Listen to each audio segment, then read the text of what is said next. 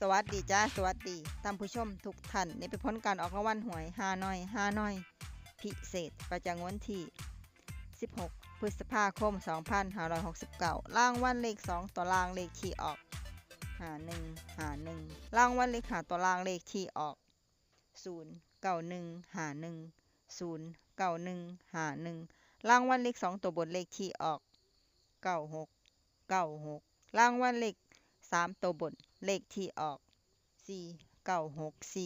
496รางวัลเลข5ตัวเลขที่ออก36496นี่ก็เป็นผลออกวันหวยฮานอยพิเศษประจำวันที่16พฤษภาคม2569ขอให้โชคดีมีชัย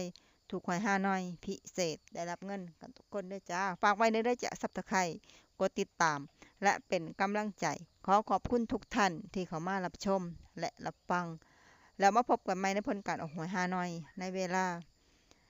18:30 นาทีในฮานอยปกติสำหรับครั้งนี้ขอบคุณและสวัสดีจ้า